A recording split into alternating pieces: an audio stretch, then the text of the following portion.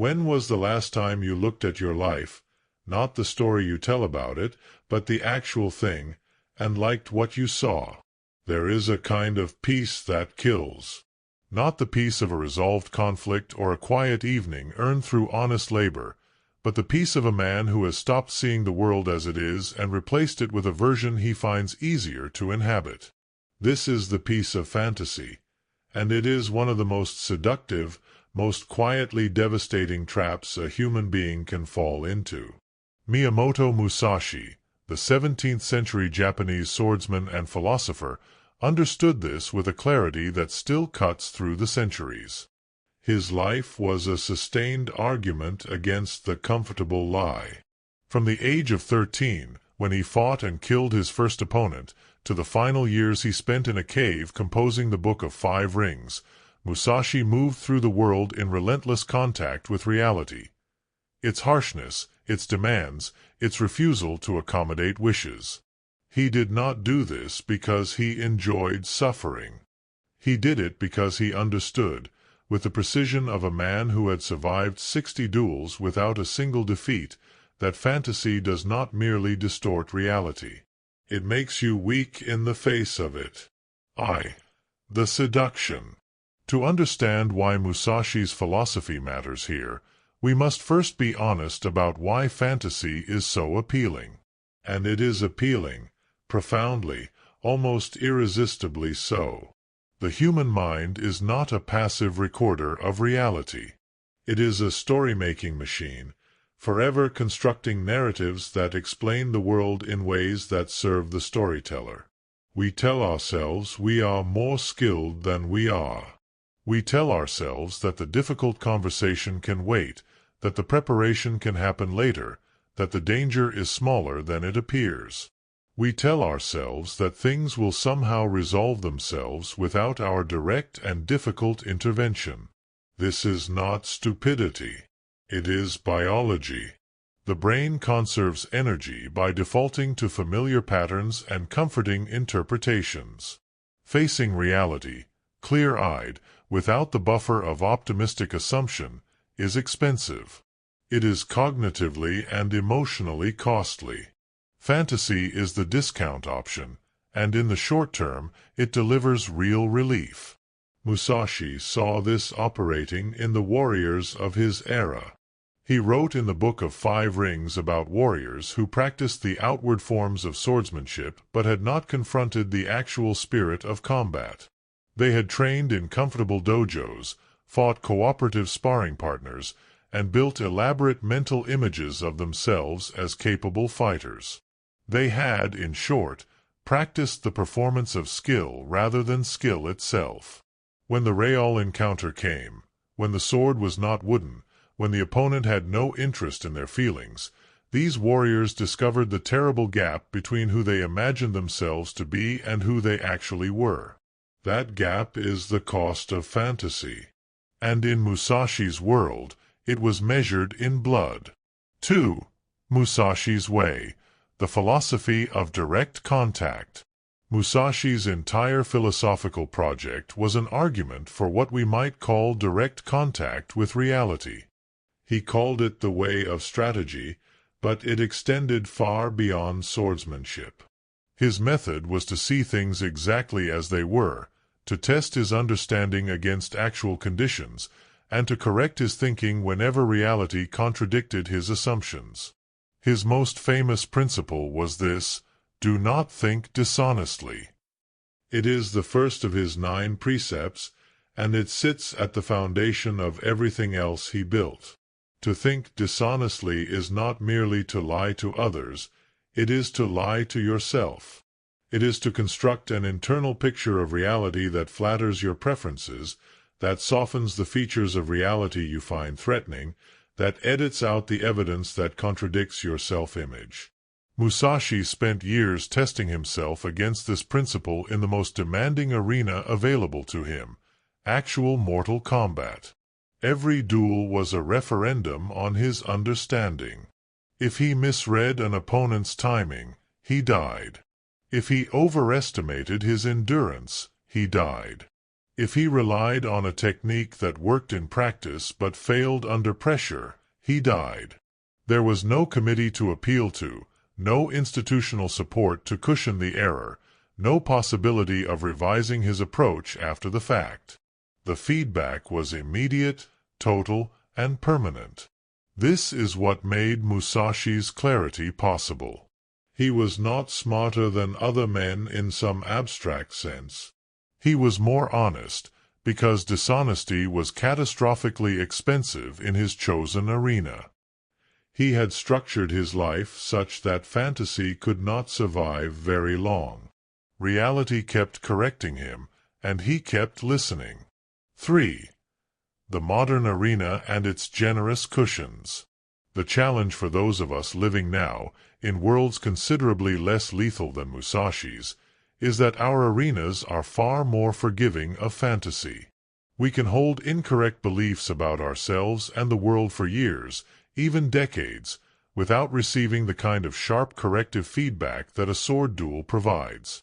The consequences of our self-deceptions accumulate slowly, in the background, while we go on feeling roughly fine. A person can spend 20 years believing they will eventually write the book, start the business, repair the relationship, pursue the work they actually care about. Someday, when conditions are right, when they feel ready, when the obstacles clear, the fantasy of the future self, disciplined, courageous, fully actualized, becomes a substitute for the present self doing the actual work. And because the failure is gradual rather than sudden, because there is no single dramatic moment of collapse, the fantasy persists. Musashi's critique of this mode of living is radical in its directness. He writes that a warrior must not be attached to weapons or tools in a way that prevents clear seeing. But the deepest attachment, the one he returns to repeatedly, is the attachment to a flattering self-image. The swordsman who thinks of himself as skilled is already compromised, because that thought has become something to protect. It will distort what he notices, what he admits to himself, what he is willing to practice or change. The warrior must be, as Musashi puts it, without preference, capable of seeing the situation as it actually is, not as it would need to be for his current self-concept to remain intact. This is a brutal demand, and it points to something important. The danger of fantasy is not merely that it leads to wrong decisions, though it does. The deeper danger is that it insulates us from the very feedback that would allow us to grow. Fantasy is not just a wrong answer. It is a mechanism for avoiding the question. 4. The dojo of comfortable illusions. Musashi was particularly contemptuous of what we might call performed competence, the elaborate ritual of appearing capable without undergoing the genuine development that produces capability. He observed warriors who had impressive forms, beautiful techniques, excellent theoretical knowledge of combat, who had never actually tested any of it against a real opponent trying to kill them. The modern equivalent is everywhere. We read books about discipline without becoming disciplined. We attend seminars about courage without doing courageous things. We follow accounts dedicated to excellence and feel, through some strange transference, as though proximity to excellence is itself a kind of achievement. We curate identities, online and in our own minds, that represent the person we wish we were, and then slowly begin to confuse the representation with the reality. Musashi's response to this was not theoretical. He simply kept fighting.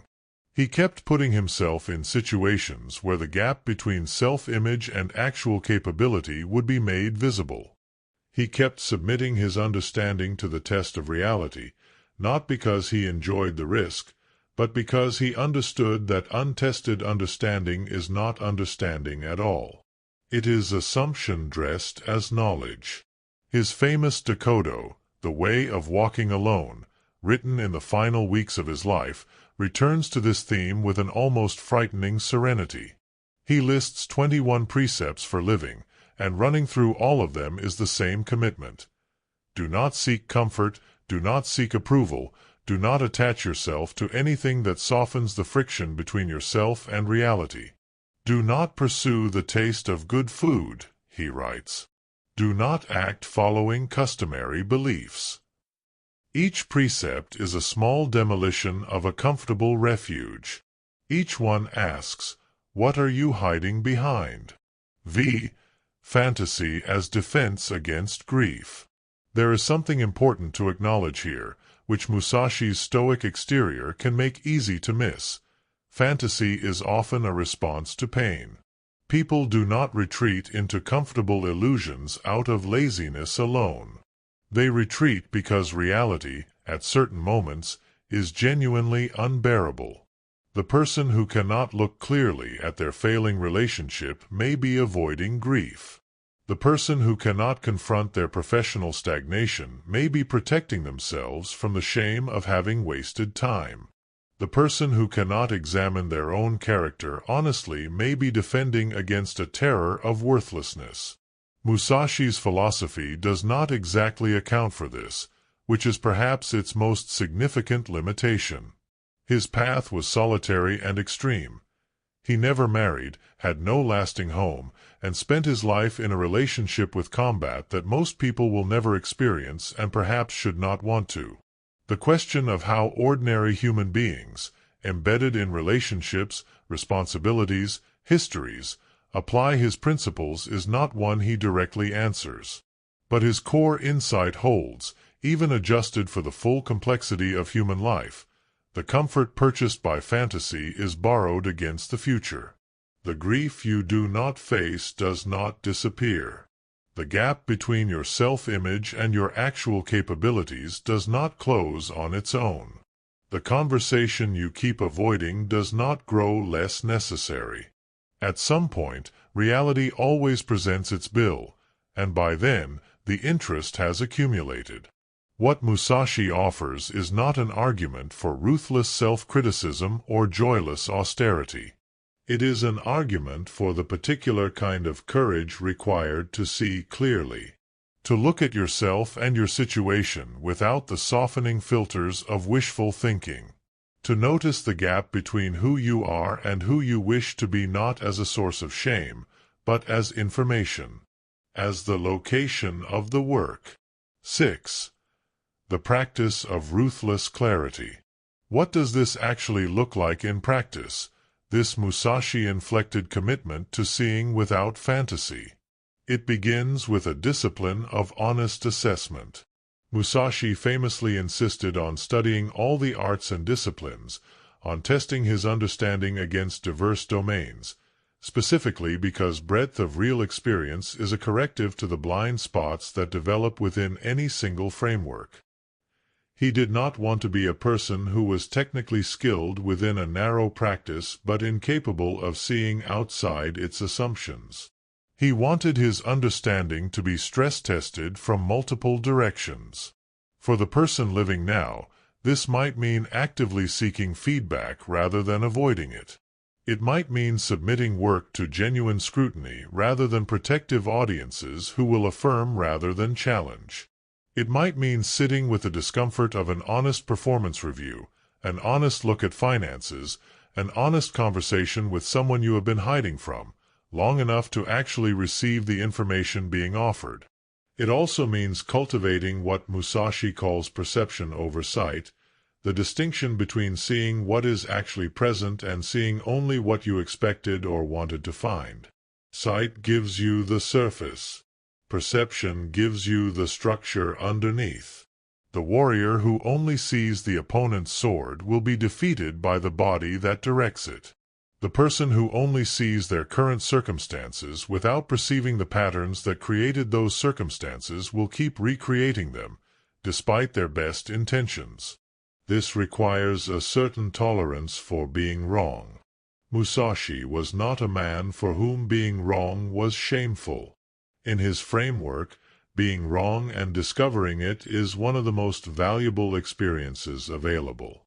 It is the mechanism of growth. The person who cannot be wrong, who must protect their self-image at the cost of accuracy, is the person who cannot improve. 7. The cost of never waking up. History offers no shortage of examples of what happens when individuals, institutions, or entire civilizations maintain comfortable fictions for too long. Musashi's contemporary Japan was full of samurai who had trained for war for generations but had never fought one, who had developed extraordinarily sophisticated rituals of martial culture while losing genuine martial capability. When the real tests came, the gap was catastrophic. The individual version of this is quieter but no less real. A person who has spent 30 years avoiding the honest accounting of their own life arrives at the end of it not with peaceful ignorance but with something far worse, the retrospective knowledge that the waking up was always available, that reality was always there waiting to be met, that the life they actually wanted to live was never more than a commitment to clarity away.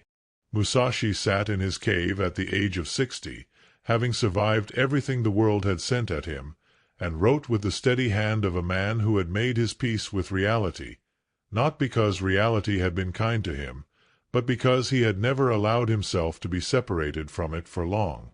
The Book of 5 Rings is, among other things, a record of what it looks like to have lived without the dangerous comfort of fantasy. It is not a comfortable record, but it is, in its austere and demanding way, an inspiring one. 8. Conclusion: the sword that cuts illusion. There is a reason Musashi's philosophy has outlasted his era by 4 centuries. It is not because swordsmanship is relevant to modern life.